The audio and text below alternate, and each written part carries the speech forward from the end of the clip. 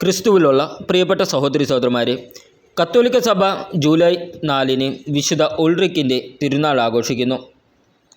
ഒരു ജർമ്മൻ പ്രഭുവിൻ്റെ മകനായ ഉൾറിക്ക് ഓസ്ബർഗിലെ മെത്രാനായിരുന്നു. ജനങ്ങളുടെ ആത്മീയ കാര്യങ്ങൾ നിർവഹിക്കുന്നതിനു പുറമെ ലൗകിക അവകാശങ്ങൾ നേടിക്കൊടുക്കുന്നതിലും അദ്ദേഹം ഉത്സുകനായിരുന്നു. ദിനം പ്രതി 12 പേരുടെ പാദങ്ങൾ കഴുകി സമൃദ്ധമായി ധർമ്മം നൽകിയിരുന്നു. രോഗികളെ ആശ്വസിപ്പിക്കുമായിരുന്നു. വൈക്കോലിലാണ് കിടന്നുറങ്ങിയിരുന്നത് അദ്ദേഹം.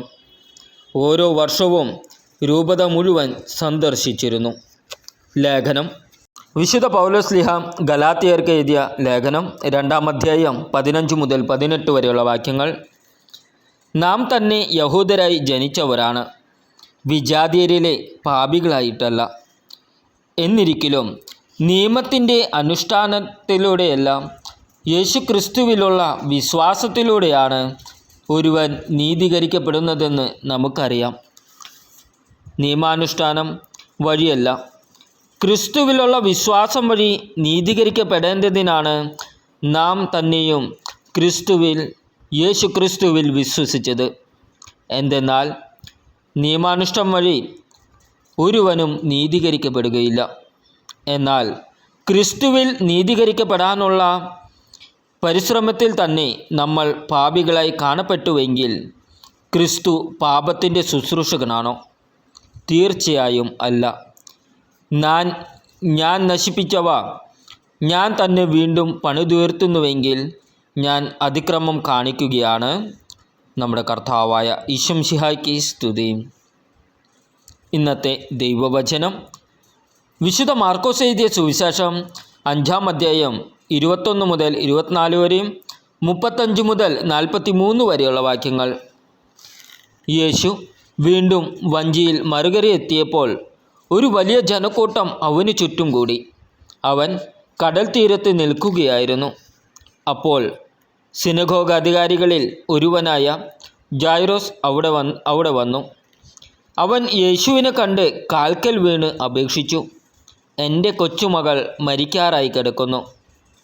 അങ്ങ് വന്ന് അവളുടെ മേൽ കൈകൾ വച്ച് രോഗം മാറ്റി അവളെ ജീവിപ്പിക്കണമേ. യേശു അവൻ്റെ കൂടെ പോയി. യേശു സംസാരിച്ചു കൊണ്ടിരിക്കെ സിനഗോഗ് അധികാരിയുടെ വീട്ടിൽ നിന്ന് ചിലർ വന്നു പറഞ്ഞു, നിന്റെ മകൾ മരിച്ചു. ഗുരുവിനെ ഇനിയും എന്തിന് ബുദ്ധിമുട്ടിക്കുന്നു? അത് കേട്ട് യേശു സിനഗോഗ് അധികാരിയോട് പറഞ്ഞു, ഭയപ്പെടേണ്ട, വിശ്വസിക്കുക മാത്രം ചെയ്യുക. പത്രോസും യാക്കോബിൻ്റെ സഹോദരൻ യോഹന്നാനും ഒഴികെ മറ്റാരും തന്നോടുകൂടെ പോരാൻ അവൻ അനുവദിച്ചില്ല. അവർ സിനഗോഗ് അധികാരിയുടെ വീട്ടിലെത്തി. അവിടെ ആളുകൾ വലിയ ബഹളം വയ്ക്കുന്നതും ഉച്ചത്തിൽ കരയുന്നതും അലമുറയിടുന്നതും അവൻ കണ്ടു. അകത്തു പ്രവേശിച്ച് അവൻ അവരോട് പറഞ്ഞു, എന്തിനാണ് നിങ്ങൾ ബഹളം വയ്ക്കുകയും വിലപിക്കുകയും ചെയ്യുന്നത്? കുട്ടി മരിച്ചിട്ടില്ല, ഉറങ്ങുകയാണ്. അവർ അവനെ പരിഹസിച്ചു.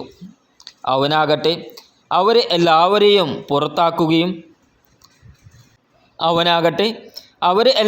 പുറത്താക്കി.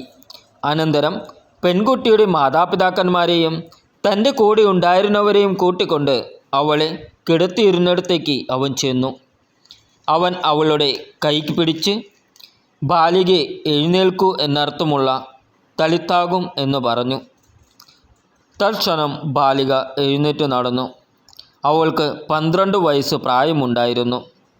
അവർ അത്യന്തം വിസ്മയിച്ചു. ആരും ഈ വിവരം അറിയരുത് എന്ന് യേശു അവർക്ക് കർശനമായ ആജ്ഞ നൽകി. അവൾക്ക് ഭക്ഷണം കൊടുക്കാൻ അവൻ നിർദ്ദേശിച്ചു. നമ്മുടെ കർത്താവായ ഈശോമിശിഹായ്ക്ക് സ്തുതി.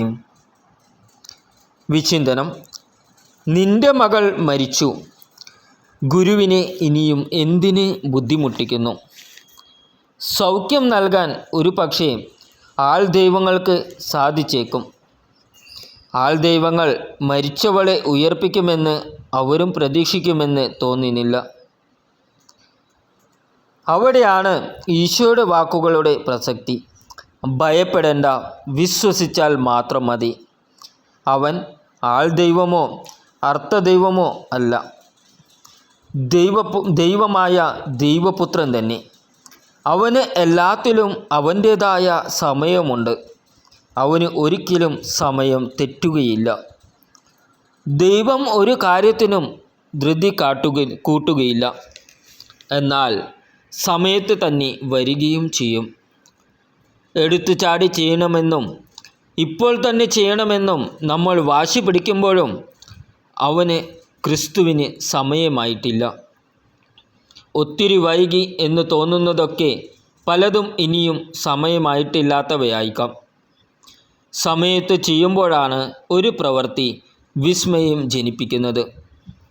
സമയം തെറ്റിക്കുന്ന അത്ഭുതങ്ങൾക്ക് വേണ്ടിയാണ് മനുഷ്യർ ഏറെയും ആഗ്രഹിക്കുന്നത്. നമ്മുടെ കർത്താവായ ഈശോ മിശിഹായ്ക്ക് സ്തുതി.